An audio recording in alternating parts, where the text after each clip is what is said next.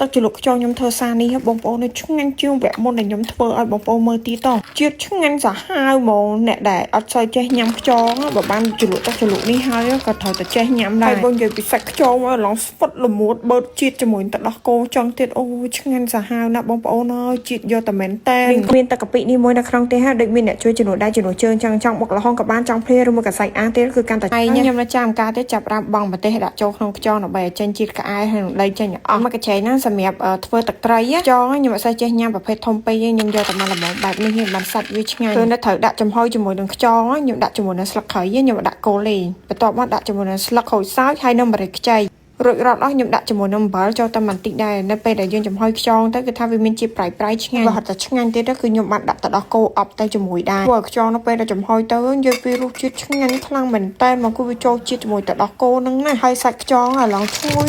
ពេញប្អូរមាត់យើងហ្មងនៅត្រូវធ្វើទឹកត្រីមានជីវ៉ាន់ស៊ុយខ្ទឹមក្រហមក្រូចឆ្មាហើយជាមួយស្លឹកក្រូចសើចហើយនឹងគល់ខៃផ្នែកកូនខ្ញុំហាន់ជាចំណិតស្ដើងបែបនេះបន្ទាប់មកដាក់ចូលទៅជាមួយនឹងខ្ទឹមសហើយនឹងម្ទេសក្រហមហើយនឹងម្ទេសខៀវបុកចូលទៅជាមួយដែរបុកទៅបុកមករហូតដល់តែវាម៉ត់រៀងកតិចបែបហ្នឹងបន្ថែមទៅជាមួយនឹងអំបិលប៊ីចេងហើយនឹងស្ករពាងចូលទៅឲ្យសព្វរួចរាល់ហើយខ្ញុំច្បាច់គ្រាប់ប្រហែលជាខ្ទង់មួយផ្លែជាងបន្ទាប់មកបន្ថែមជាមួយទឹកត្រីរួចតែប៉ុណ្្នឹងហើយប្រភេទនេះបើអ្នកទាំងអស់គ្នាយកទៅជ្រលក់ជាមួយសាច់គោទៀតគឺឆ្ងាញ់ដូចគ្នាពេលដែលយើងញ៉ាំទៅចំជាមួយនឹងគល់ខៃហើយគ្រាប់ខ្ទឹមហ្នឹងហើយបុករួមជាមួយនឹងហល់តិចឈ្ងុយជីវ៉ាន់ស៊ុយហ្នឹងទៀតអូយទឹកត្រីថ្ងៃនេះឆ្ងាញ់ពិសេសពិសាមែនតែនហ្មងខ្ញុំអត់កុហកបងប្អូនទេអ្នកទាំងអស់គ្នាអាចសាកធ្វើនៅផ្ទះបានចាំដល់ការទៅដល់បុណ្យទានខាងមុខទៀត